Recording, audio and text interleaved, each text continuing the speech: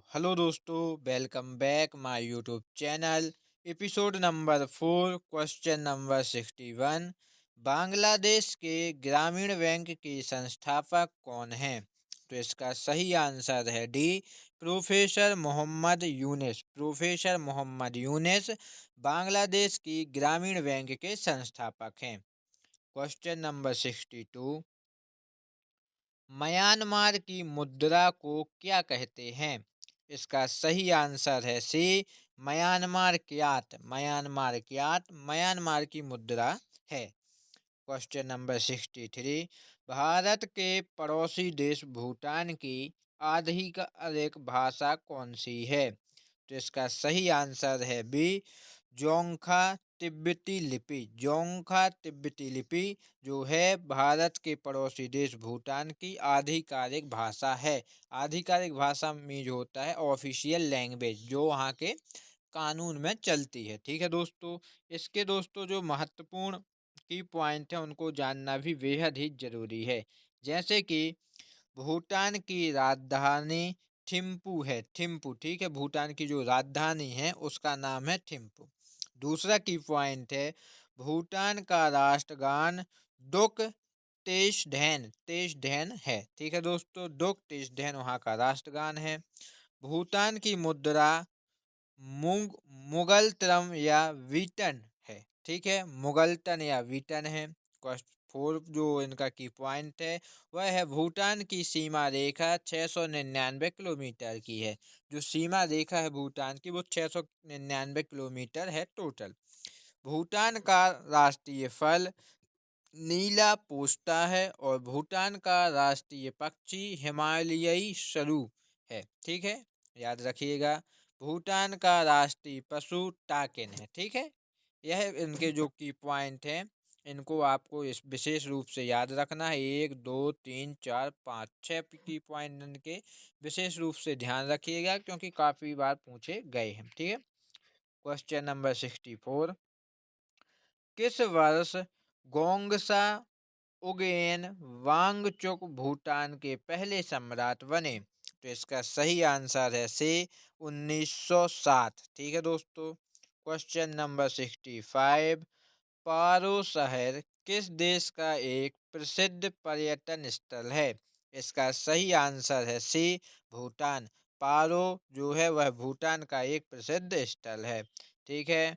Question number 66। निम्नलिखित में से कौन सा म्यांमार का सबसे बड़ा जातीय समूह है? तो इसका सही आंसर है सी, बामर। बामर जो है म्यांमार का सबसे बड़ा जातीय समूह माना जाता है। Question number 67। भूटान का राष्ट्रीय खेल कौन सा है? तो भूटान का राष्ट्रीय खेल तीरंदाजी है। क्वेश्चन नंबर 8 तीरंदाजी। ठीक है। Question number 68। भूटान में किस धर्म के अनुयायियों की संख्या सबसे अधिक है? तो इसका सही आंसर है सी, बौद्ध धर्म। भूटान में बौद्ध धर्म के अनुयायियों की संख्या सबसे अधिक है। मतलब सबसे ज्यादा लोग बौद्ध धर्म को वहाँ मानते हैं। Question number 69। किस देश में घो पुरुषों का पारंपरिक एवं राष्ट्रीय परिधान है? तो इसका सही आंसर है सी, भूटान। भूटान में घो पुरुषों का पारंपरिक एवं राष्ट्रीय परिधान है। अब इसके बारे में हम जान लेते हैं कि गो पुरुष क्या कहलाते हैं। सबसे पहले भूटान में सभी लोगों के लिए राष्ट्रीय पोशाक पहनना अनिवार्य है। ठीक है। दूसरा, घो भूटान में पुरुषों द्वारा पहनी जाने वाली पारंपरिक पोशाक है। जो भूटान है वहाँ के कानून में है कि उनकी जो राष्ट्रीय पोशाक है, मतलब जो नेशनल वेशभूषा है, उसको आपको पहनना अनिवार्य है। उसके पहने बिना आप बाहर नहीं जा सकते। और जो वहाँ के पुरुष की पारंपरिक जो पुरुषों के लिए उन्होंने खासकर बनाई है उसका नाम है घो। ठीक है, याद रखिएगा।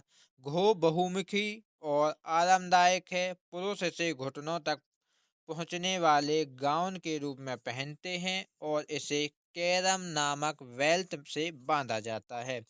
दोनों की पॉइंटों को याद रखिएगा, काफी बार पूछे जाते हैं। Question number 17। किस देश के विकास के संदर्भ में निम्न में से कौन सा सकल राष्ट्रीय खुशहाली से जुड़ा है? तो इसका सही आंसर है ए भूटान। ठीक है दोस्तों। 71 सोपारकर और उनकी विश्वव्यापी पहल डाक फॉर आकाश का लोगो किस देश की सरकार द्वारा जारी एक आधिकारिक डाक टिकट पर मुद्रित किया जा रहा है? सही आंसर है डी भूटान। दसई किस देश का सबसे लंबा और सबसे महत्वपूर्ण त्योहार है? इसका सही आंसर है डी नेपाल। दशई नेपाल का सबसे लंबा और महत्वपूर्ण त्योहार माना गया है और माना जाता है। क्वेश्चन नंबर 73 जांका अथवा जानको नामक एक अनूठा सांस्कृतिक रिवाज किस देश में जीवन के उत्सव के रूप में मनाया जाता है? इसका सही आंसर है B Nepal. Question number 74 Nepal के निम्नलिखित में से किस शहर में नेपाल के भारतीय नागरिक संघ की शाखा नहीं है? तो इसका सही आंसर है बी ललितपुर। ठीक है दोस्तों। 14 सितंबर 1990 को नेपाल में एक राष्ट्रीय नागरिक संघ ICA का गठन किया गया था। ठीक है।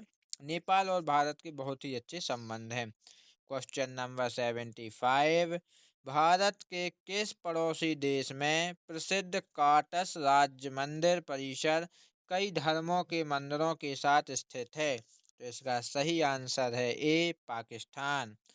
क्वेश्चन नंबर 76 बैठने की क्षमता के आधार पर विश्व का सबसे बड़ा फील्ड हॉकी स्टेडियम किस देश में स्थित है? तो इसका सही आंसर है बी पाकिस्तान।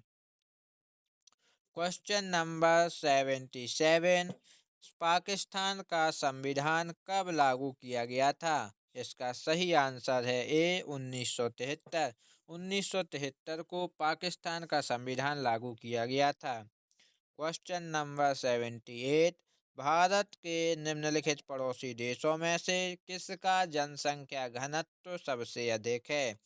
तो इसका सही आंसर है ए बांग्लादेश। 79 निम्नलिखित में से किस बांग्लादेश का जनक कहा जाता है? तो इसका सही आंसर है ए शेख मुजीबुर रहमान। शेख मुजीबुर रहमान को बांग्लादेश का जनक कहा जाता है। जनक आना होता है पिता जिसने जन्म दिया। ठीक है। क्वेश्चन नंबर 80 मरफती गीत किस देश के पारंपरिक लोकगीत हैं? तो उसका सही आंसर है बी बांग्लादेश।